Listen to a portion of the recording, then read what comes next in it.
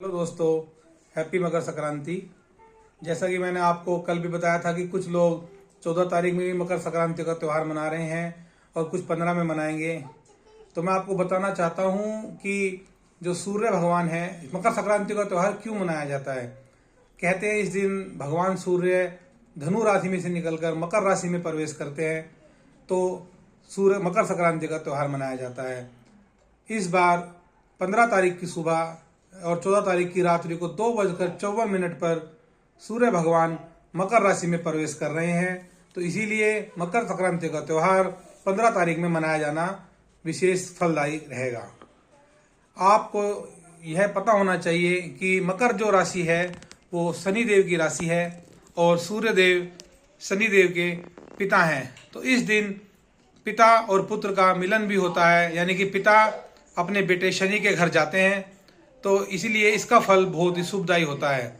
इस दिन दान का और जप का और इन सब चीज़ों का बहुत महत्व होता है। तो आप सबको खुल के दान करना चाहिए, गरीबों को कंबल दान करने चाहिए। इस दिन खिचड़ी का भी बहुत महत्व है। कहते हैं कि खिचड़ी खाने से भी भगवान प्रसन्न होते हैं, क्योंकि खिचड़ी जो होती है वो नए अनाज की होती है और नए अनाज से भगवान को भोग लगाना चाहिए, तो भगवान उससे खुश होते हैं। कहते हैं कि यह ऋतु परिवर्तन का समय भी होता है।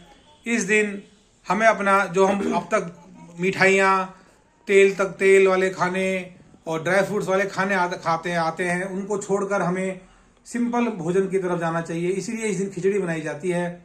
और आप सभी मकर संक्रांति का त्यौहार बड़े धूमधाम से मनाएं और इस दिन दान करें। और आपको मैं बताना चाहता हूँ कि मकर संक्रांति का जो पावन समय है वो सुबह 7:15 से शाम 5:45 तक है। इस दौरान आप अपनी पूजा कर सकते हैं, दान कर सकते हैं, जप कर सकते हैं।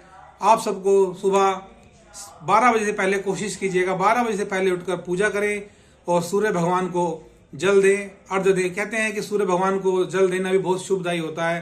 तो आप इन सब नियमों का पालन करें, खिचड़ी का दान करें, नमक का दान करें, कंबल का दान करें। और क्योंकि इस दिन दान का बहुत बड़ा महत्व होता है। अगर आप किसी विशेष नदी गंगा जमुना में अगर स्नान करें तो बहुत ही फलदायी होता है। लेकिन अगर आप गंगा और जमुना जैसी बड़ी नदियों में अगर आप स्नान नहीं कर सकते हैं तो अपने ही घर में आप अपने जल में थोड़ी सी बूंदे गंगा जल की डाल के उसमें स्नान कीजिए।